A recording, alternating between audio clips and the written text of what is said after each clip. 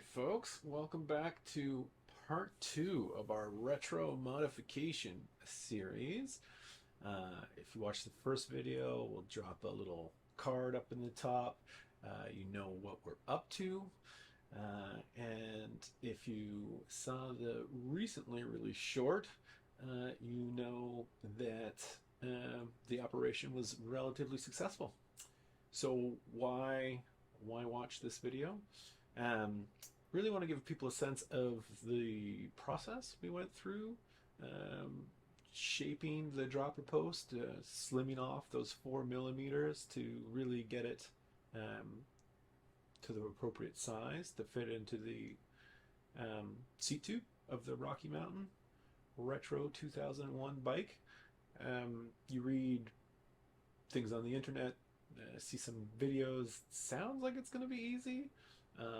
Wasn't that easy for us.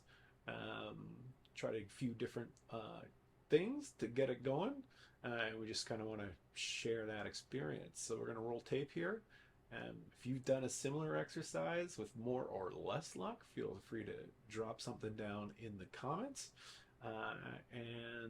Yeah, let's see how the day, it was actually 2 days in the shop, well, evenings, went. Let's go. Okay, let's give this a go.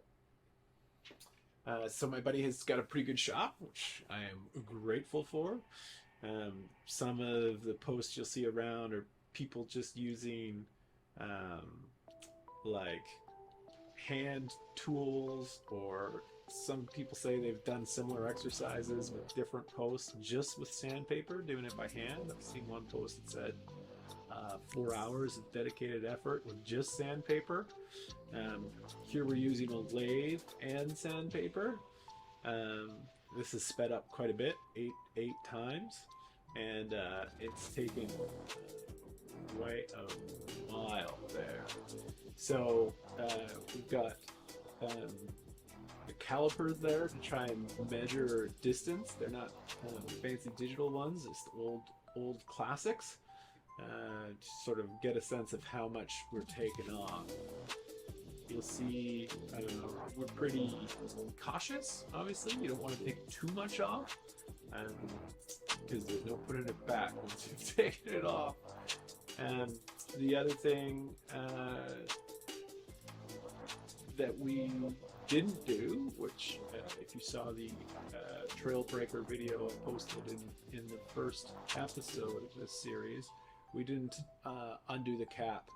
We didn't take out the spring.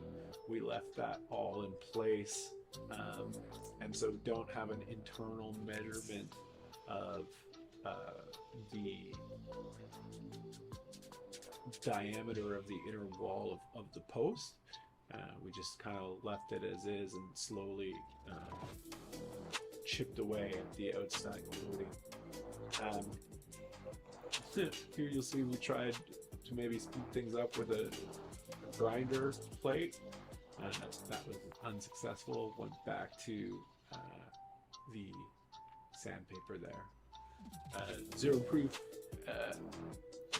beer and mojito cans on there. We are not drinking alcohol and playing with power tools. That would be even more unsafe than trying to grind down by hand or otherwise a dropper post for the purposes of riding on your mountain bike.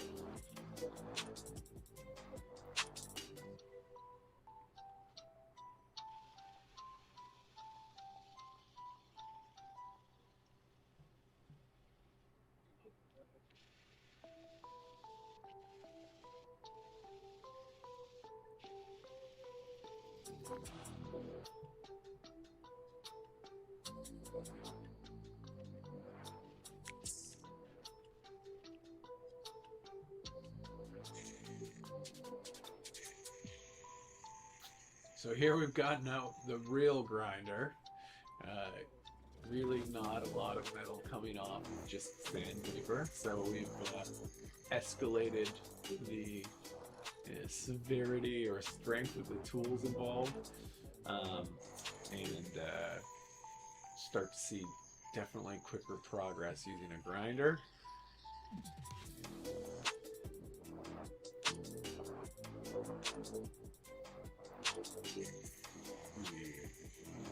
calipers for measurement have largely gone by the wayside at this point. We're just inserting into the tube just to see if we have gotten it to a place where it's going to fit.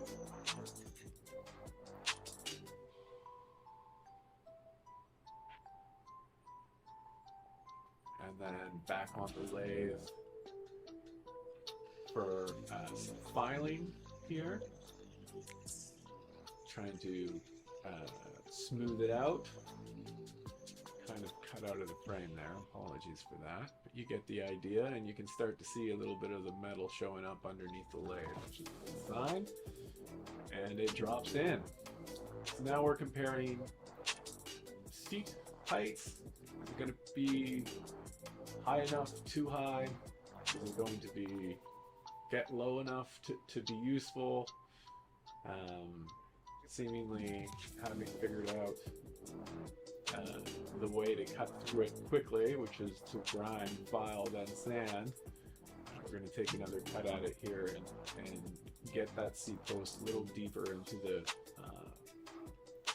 seat tube.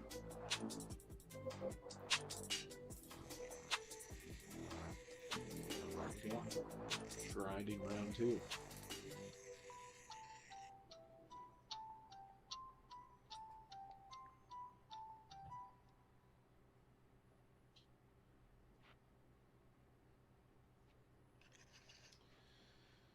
Alright, folks. Well, here it is. All ground down, filed down. Got it into a reasonable height for pedaling while extended, and a reasonable height for hitting the rocky stuff when we descend. Now we're going to spray paint this and lube it and seal it away in its new home. So, what could possibly go wrong? We didn't break it so far. Noir, semi-luster. All right, we've jury-rigged our hanging spray paint mechanism. The top of the post that's not been ground down is protected by some tape and newsprint, and then we're going to apply some So we paint actually made to the newly skinified bottom of the seat post. Actually made a minor mistake here. We should have cleaned the seat too before we spray painted, because it got a little bit of grease on it from the seat post. Not a major deal. It just means that the spray paint didn't adhere to the dropper post as well as it would have otherwise if we'd thought that through and cleaned up the dropper post before we started painting it.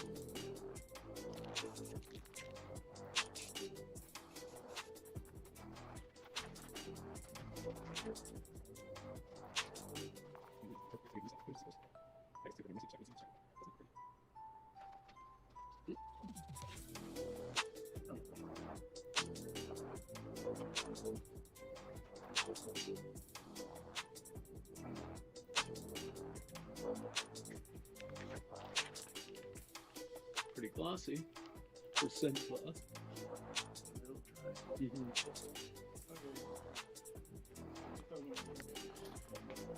All right, folks, we're back in the shop for day 2.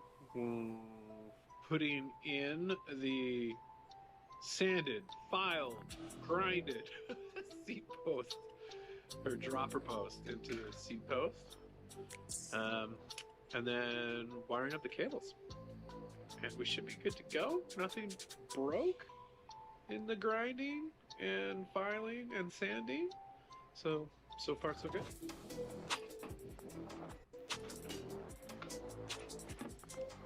All right. Lube. Just get this on. Get that on first.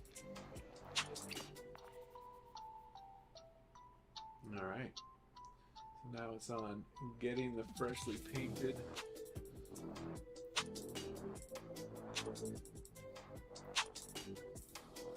freshly skinified dropper post in there. I'm going to adjust it down a little bit. It's a little spacer and quick release collar of the seat post that we ended up taking out, which is what you see us doing here.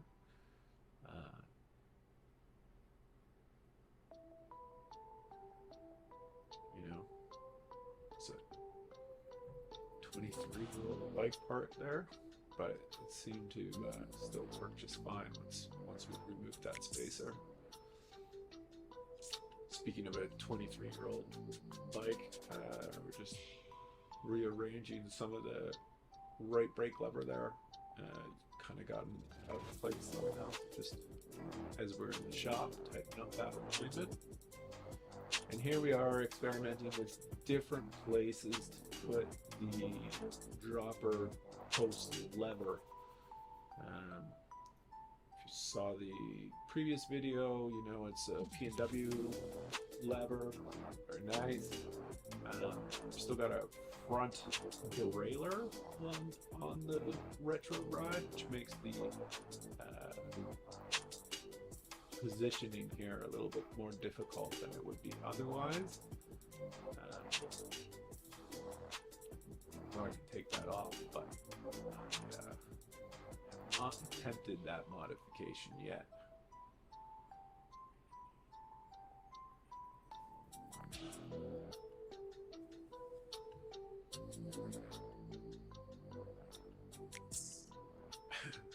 And speaking of old bike parts, we're using some different type of lube up there as well, just to help be able to move them around the bars. As you might imagine, some pieces that are almost loaded for frame are been there for quite some time, so that needs to move around.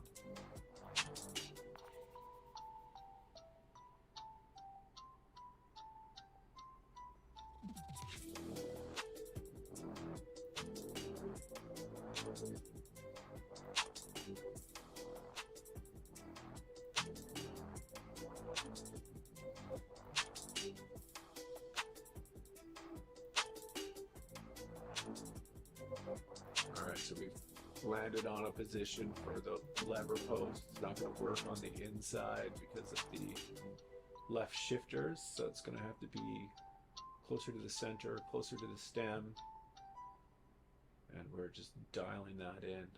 Now we're moving on to cable routing. I did cut out a fair bit of this footage because all you see is the plume pedal while my buddies route the cables. I think in total it was about 6 hours in the shop, and then drying time obviously for the paint to protect the skinified dropper post.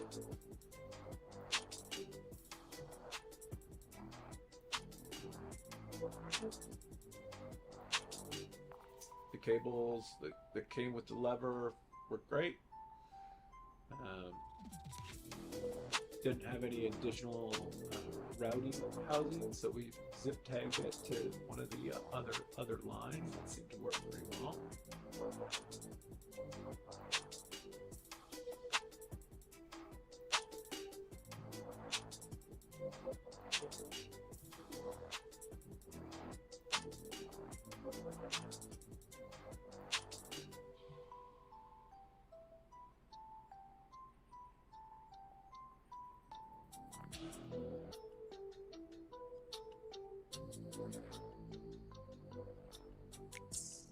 What we're doing here is tightening up the cable. Not a lot of